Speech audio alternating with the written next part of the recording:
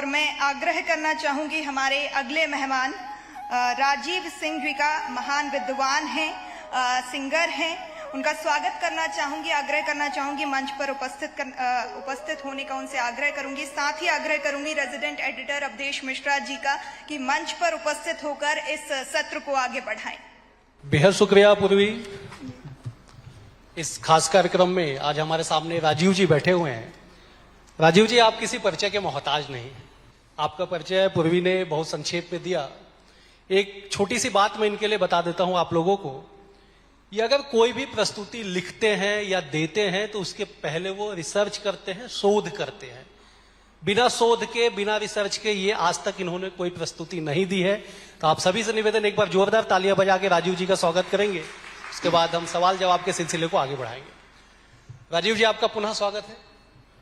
विक्रम शोधपीठ जी में आपने एक संस्थान, विक्रम शोधपीठ संस्थान, आपने प्रस्तुति दी, प्रिय सांवरे जी। क्या रहा वो? क्योंकि आज कृष्ण पाथे तलाशते हुए हम बैठे हुए हैं, तो उसका जरा एक बार स्मरण आप बताए तो बड़ा अच्छा रहे। देखिए, आज का विषय जो है वो भगवान कृष्ण के ऊपर है।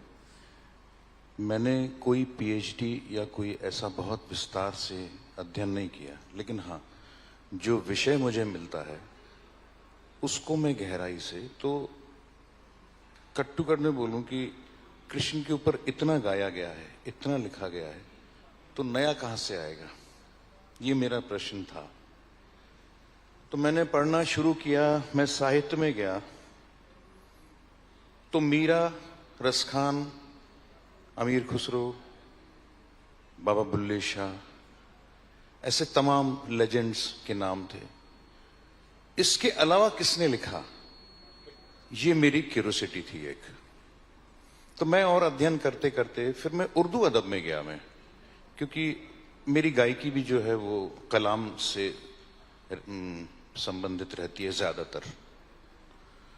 तो मेरे को पहला एक गीत मिला जो 250-300 साल पहले हैदराबाद के नवाब फैमिली से एक जी रिलेटेड, उनका नाम नवाब सादिक जंग बहादुर, उन्होंने कृष्ण को लेकर बहुत सुंदर भजन लिखा। वो मैंने तुरंत रेफरेंस में रख लिया कि इसको मैं तैयार करूंगा। और पढ़ा। फिर मुझे एक नाम, मतलब ये बहुत सभी लोगों के लिए बहुत जरूरी है कि आप जब किताबों को दोस्त बनाते हैं, बिल्कुल, तो आपको कितना मटेरियल मिलता है। ये मैंने उज्जैन में प्रस्तुति करी थी 16 मार्च को। एक राइटर हुए हैं हजरत रहमान मौलाना जामी, अफगानिस्तान के महान सूफी संत थे। इन्होंने अरबी में एक कृष्ण भगवान को लेकर भजन लिखा था। क्या बात। 1928 में मुश्ताक अहमद यूसुफी, जो पड़ोसी मुल्क में खत्म हुए, उन्होंने इसका ट्रांसलेशन किया। वो ट्रांसलेशन उर्दू में, उर्दू से फिर हिंदी में आया। तो इस देश में पहली बार इस भजन को मैंने गाया 16 मार्च को। क्या बात। ऐसे रेफरेंसेस मेरे को मिलते चले गए, नयापन। और इस प्रस्तुति को तैयार करने का मेरा मकसद ये था कि शैक्षणिक सत्र की तरह यह प्रस्तुति तैयार हो। फिर मैं गया गुरुवाणी, गुरु ग्रंथ साहब में, तो वहां कृष्ण को इतना विस्तार में, इतना डिटेल वर्क कृष्ण का, मैं आपको कुछ चीजें ऐसे पढ़ के बताऊंगा। तो वो सब चीजें मैंने संगीत में तैयार करी और 2.5 घंटे की मैंने प्रस्तुति तैयार करी, जिसमें हमने 19-20 करीब नज्म थी, गजल थी और गीत थे, भजन थे, कीर्तन थे, शब्द थे। तो कृष्ण का इतना बड़ा विस्तार, मतलब मथुरा और वृंदावन तक एक आम धारणा होती है कि कृष्ण के दर्शन करने हैं तो आप वृंदावन और मथुरा जाएं तो कृष्ण के दर्शन होंगे। लेकिन मैंने जब इसकी 6-7 महीने स्टडी करी, तो कृष्ण का विस्तार जो है वो मतलब विश्वव्यापी है, बिल्कुल विश्वव्यापी है।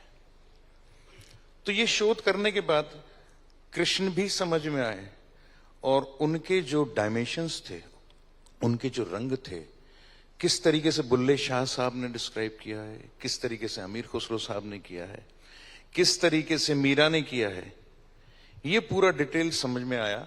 तो एक हिम्मत बनी।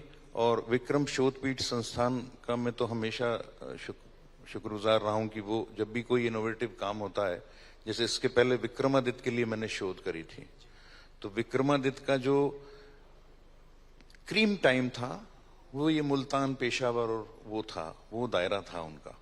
तो वहां से मैं ठेठ जो क्लिष्ट पंजाबी बोली जाती है उस पंजाबी को सुन के और मैंने वो पंजाबी 1.5 घंटे की प्रस्तुति तैयार करी थी।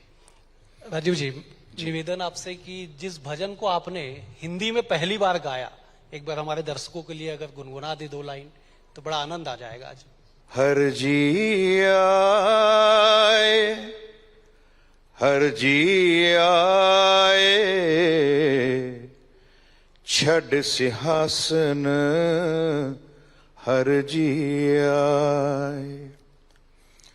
दूरों देखी दंडोत कर, छड़ सिंहासन हर जी आए, हर जी आए, हर जी आए।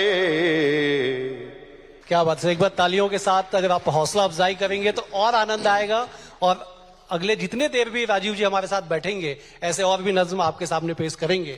राजीव जी, कृष्ण का व्यापक विस्तार है, शब्दों में समेटना संभव नहीं है साहब जी, ग्रंथों में समेटना संभव नहीं है जी, साहित्य में भी विस्तार है कृष्ण का। आपके शब्द में हम जानना चाहेंगे कि क्या विस्तार है। देखिए, मैं संगीत का आदमी हूं, मैं विषय को संगीत की तरह लेता हूं। तो मैं जब इसका शोध कर रहा था तो मैं खुद कृष्णमय हो गया था। तो मेरी बिटिया ने बोला कि पापा आपको कृष्णमय होने के लिए बोला है, बाबा बनने के लिए नहीं बोला है। तो गहन चिंतन और किताबों को, जो मैं बोलता हूं, अक्सर बोलता हूं, मेरे जो हम 12 लोगों का ग्रुप है हमारा, कि किताबों को आप दोस्त बनाएं। और जब भी प्रस्तुति करने जाएं, जैसे मैं ये मेरी प्रस्तुति है, तो मैं हमेशा ऊपर वाले से इबादत करता हूं कि मैं जो भी करने जा रहा हूं वो बेहतर हो, क्योंकि दर्शक माध्यम है। तो मैं जो भी कुछ करता हूं तो मैं उसके लिए करता हूं। मैं बोलने की भी कोशिश करता हूं तो उनके लिए करता हूं, मैं गाता भी हूं तो मैं उनके लिए गाता हूं। दर्शक माध्यम बनता है।